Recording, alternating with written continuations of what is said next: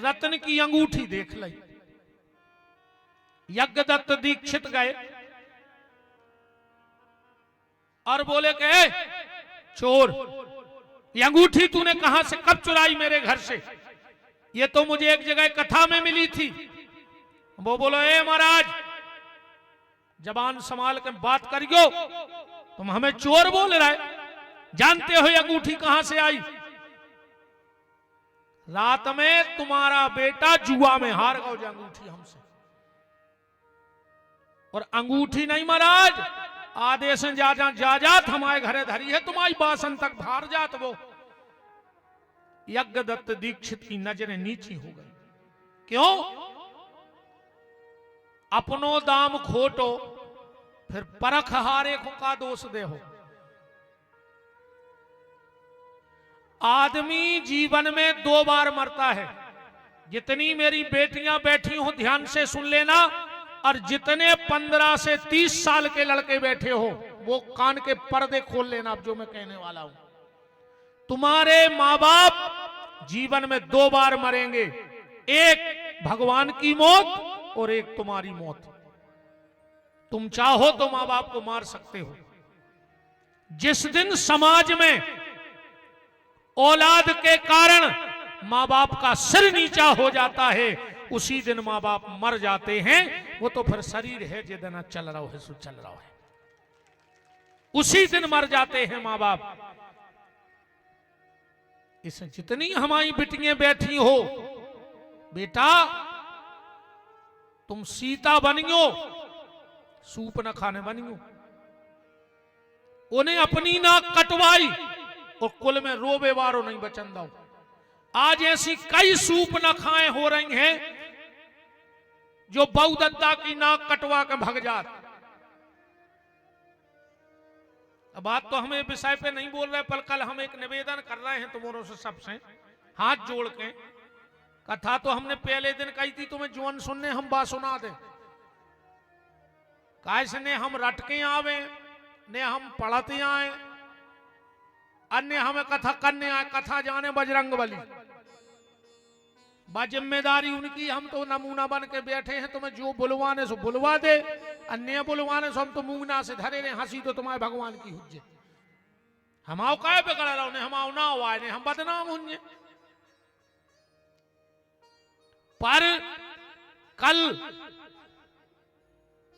मेरा हाथ जोड़ के निवेदन है, तुम्हारे लाख काम बने लाख बिगड़े, पर मेरा एक संदेश आपने अपने घर ले जाना। आज अगर तुम्हारे घर में बेटी है तो उसको मेरा एक संदेश दे देना। कहना, बेटा जाने कहियो कि बाबा जी के पीठाधीश्वर के महान, अरे दुनिया के ये तो सब आडंबर आए, जे कभी छूट जाए इनको कोई ठिकाना नहीं है। पर अपनी अपनी बिटियों से जा कह दियो कि कल एक तुम्हारा भैया आओ है सागर से, जे को नाव है विपिन बिहारी, उन्हें अपनी बहनों को बुलाओ है कल की कथा में। कल 1 घंटे का प्रवचन सिर्फ मेरी बहनों पे होगा, और विशेष करके आज जो लव जिहाद जैसा घिनौना कृत्य समाज में हो रहा है, इस पे कल मेरा 1 घंटे का प्रवचन मेरी बहनों से होगा। बेटा हरो, चाहे तुम्हारे मोड़ी मोड़ा कल स्कूल नहीं जा पाए, पर कल बिटियों को लेवा के आइयो कथा में। क्योंकि आज इस प्रवचन की आवश्यकता है। वो तो सबको पता है कि पूतना हती, ताड़का हती, कंस हतो, रावण हतो। कौन को नहीं पता तुम्हारे? बताओ बताओ, ठक्को नहीं जानत कि कृष्ण ने कंस को मारो, राम जी ने रावण को मारो? कौन को पता नहीं है? बताओ भाई, हमें तुमने सागर से बुलवा, हम ऐसा तो है नहीं कि राम से कंस मरवा दें, कि हमारे बड़े बड़े बार हैं सो हम तना हट के कथा सुना दें। बिल्कुल बहनों, हमारा ये संदेश, जितनी बिटियां आ जाई हैं तुमने तो आइयो ही, और अपनी सखी सहेली लेके आइयो। कल हम बताए हैं कि बिटिया का कहा थे, तुम्हारे बाप तुम्हारे लाने का कर सकते हैं। और जिनको बिटियों से प्यार हो सो कल की कथा ने छोड़ियो। कथा तो हम आवे भी करे, तुम्हें का सुनने हम जाते ही बंद करें दे रहे, तुम्हें जोन सुनने पर्चा दे। अब भाई हम बात सुना रहे, पर हमारा उद्देश्य सिर्फ समाज सुधार है। हम इसलिए निकले हैं कि जो परिवार बिखर रहे हैं वे परिवार ने बिखर पाए। कथा तो तुम सब पुराण मंगा के 700-800 को आऊ थे, सो फिर रज्जो सो घरे पढ़ लीजो कोई में काका लिखो है, घर में पढ़ लेना।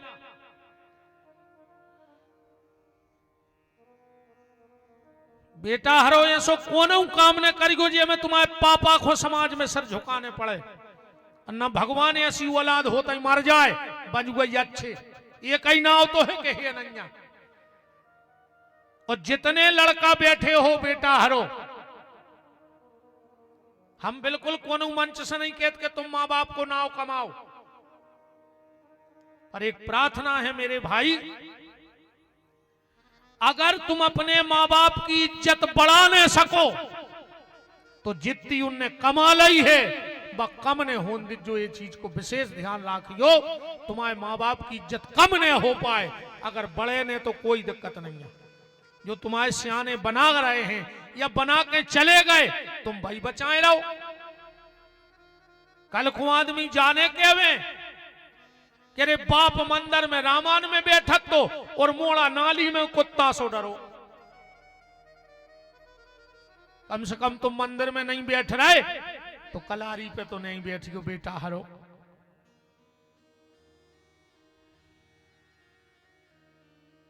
जैसे ही उसने कहा है पंडित जी तुम हमें चोर बना रहे, तुम्हें शर्म नहीं आई? तुम्हारा बेटा जुए में हार गया अंगूठी और रात में इतना मारो है कि मुंह में से खून आ गया, तो नीचे को गर्दन झुक गई यज्ञदत्त दीक्षित की। घर में आए पत्नी से बोले गुणनिधि कहां है? पत्नी बोली के कीर्तन में गाओ है और वो दारू पीने भीतर पर हो, तो जुगा खेल के आओ। तो सच सच बता। बोले सही में कीर्तन में गाओ है। पंडित जी बोले तो चलो, हमने तुम्हें 1 महीना पहले एक अंगूठी दी थी, हमें कथा में मिली थी दान में, बताना ले आइयो कहां है? बोली कहीं रख दी है, हमें याद नहीं है, कल ढूंढ के दे देंगे, अब हो तो दे दें। और जो यज्ञदत्त भीतर गए, मुंह में से खून बह रहा था, गुणनिधि पड़ा था, आंखें लाल हो गई यज्ञदत्त दीक्षित की, और कहा है कुपुत्र को जन्म देने वाली, जा आपुत्रो तुम परम नृणाम कुपुत्रोत्रम, मैं तेरा भगवान शंकर को साक्षी मान के आज मैं अपनी पत्नी का त्याग करता हूं और तेरे साथ साथ तेरे पुत्र का भी त्याग करता हूं, और मेरे घर में तुम लोगों के लिए कोई जगह नहीं, इसी वक्त मेरे घर से निकल जाओ। यज्ञदत्त दीक्षित ने अपनी पत्नी और उस गुणनिधि नाम के बेटे को घर से निकाल दिया। पत्नी तो गई तो एक कुएं में कूद के मर गई। अब इन्हें तो जिंदगी में कब मेहनत करी ने हती गुणनिधि ने। पिताजी ने घर से निकाल दो, मुंह में से खून बह रहा हो, तो एक पेड़े के टिको टको करा है रहो। तो संयोग से शिवरात्रि का दिन था, ध्यान से सुनते जाना। कुछ लोग जंगल में भगवान शंकर की पूजा के लिए जा रहे थे शिवरात्रि में, क्योंकि ऐसा ग्रंथ में भी लिखा है कि अगर साल भर भगवान शंकर की पूजा न कर पाओ और अगर शिवरात्रि के रात्रि में भगवान शिव का अभिषेक कर लो तो साल भर अभिषेक करने का फल प्राप्त होता है। जो व्यक्ति शिवरात्रि में 4 पहर का अभिषेक कर लेता है, कितने पहर का अभिषेक होता है शिवरात्रि में? 4 पहर का। ये 4 पहर कहते तो सब हैं, पर ये 4 पहर बनते कैसे हैं? शिवरात्रि के दिन पहला अभिषेक प्रारंभ होना चाहिए ठीक रात 8 बजे।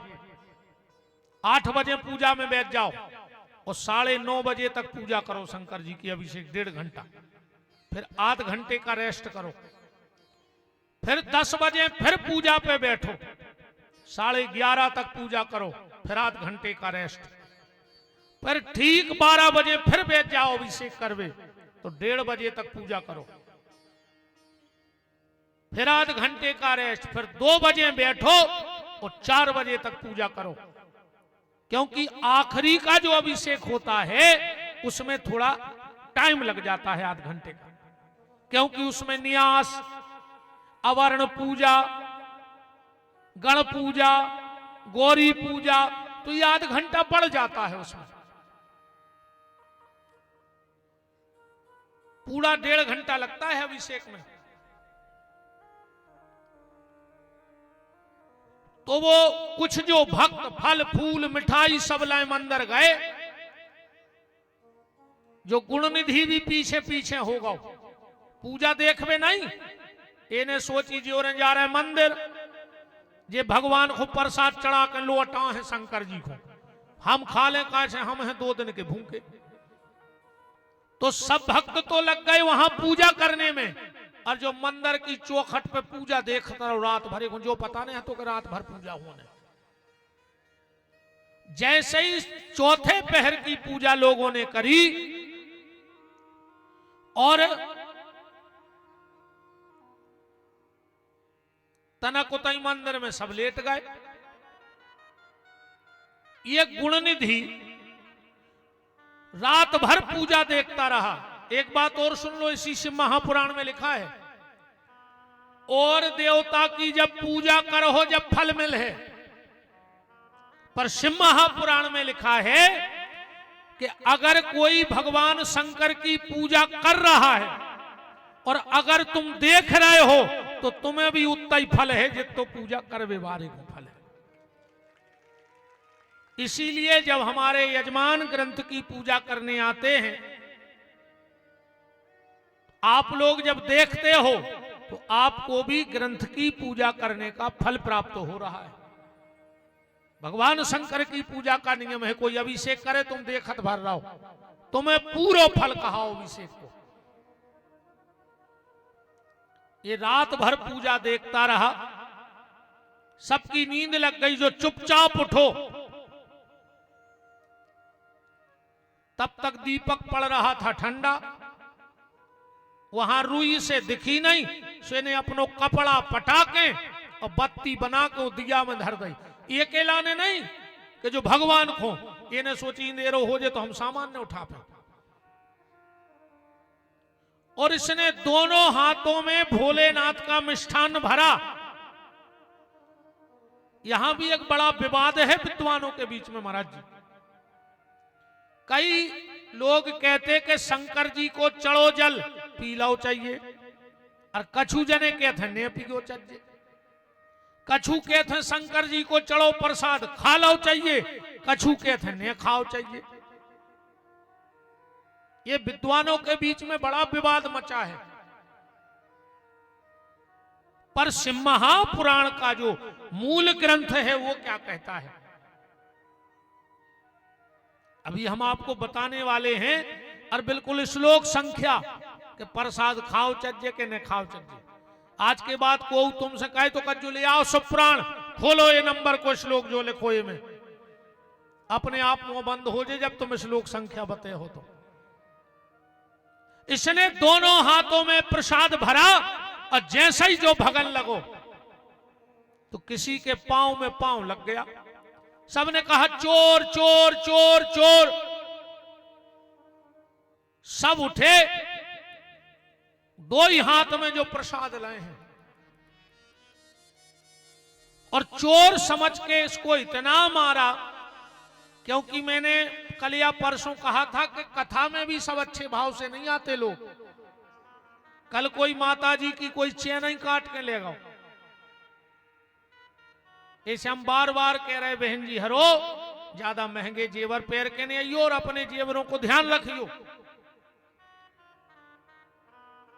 एक बात और सुन लो, संसार का किया हुआ पाप तीर्थ में, कथा में और यज्ञ में जाके मिट जाता है,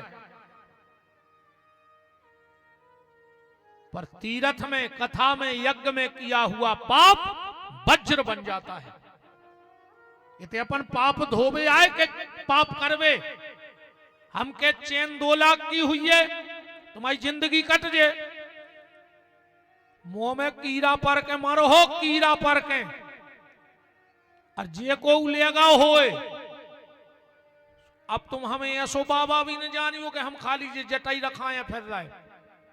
ये तो हमें तमाशे करने नहीं है, नहीं फिर तो हम बहुत कछु कला जाना थे, पर हमें करने नहीं है। कैसे हमें अपनी नहीं बिगाड़ने,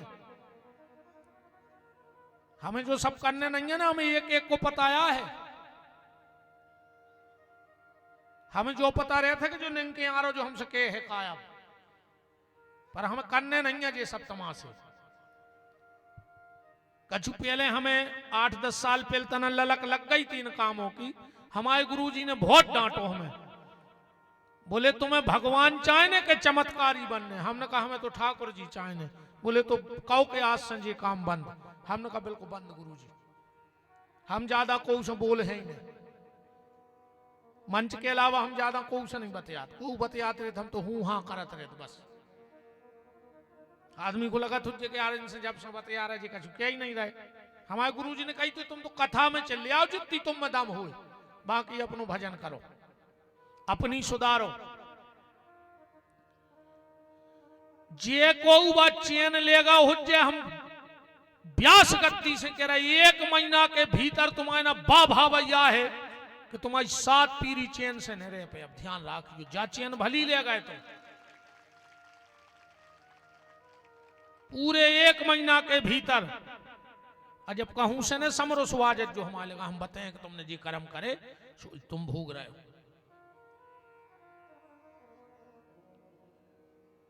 चोर समझकर इसको इतना मारा कि ये गुणनिधि नाम का ब्राह्मण बालक मर गया। और जैसे ही ये मरा, पुराण में आया है